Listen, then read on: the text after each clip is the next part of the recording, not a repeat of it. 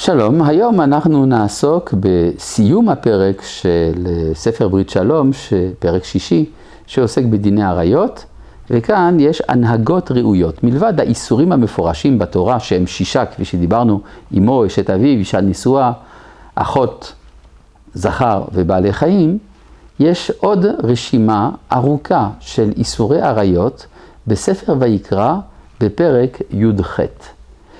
אמנם לא כל אלה המוזכרות שם, כל העריות המוזכרות שם אסורות לבני נוח, אבל התורה מכנה אותם בשם תועבות כנען, ולכן כתוב כאן, מלבד איסורים אלה ראוי להישמר מכל העריות המפורטות בתורה בספר ויקרא בפרק י"ח, שהן תועבות כנען, וגם, עוד דבר שלא מוזכר במפורש, יחסי אישות בין אישה לאישה, שזה נקרא תועבת מצרים.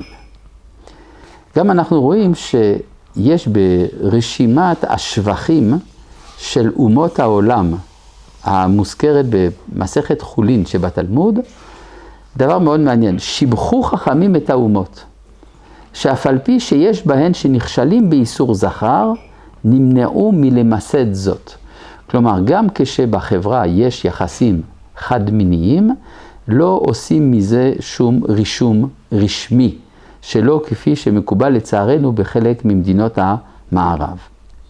גם בדינו של שם בן נוח, גזרו איסור על הזנות, למרות שהזנות עם אישה שאינה נשואה באופן עקרוני, איננה אסורה לבני נוח, איננה ראויה, ובדינו של שם אסרו.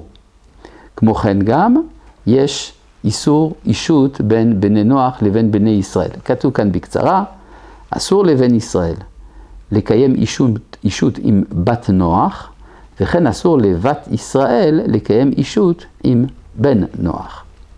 ועוד דבר שקשור לעניין, ניבול הפה. יש הרבה ניבולי פה שלפעמים אנשים משתמשים בהם, שקשורים לשפלות של העריות, לכן כתוב כאן, אין לנבל את הפה בענייני עריות, כי בזה האדם משפיל את עצמו במקום לרומם את עצמו.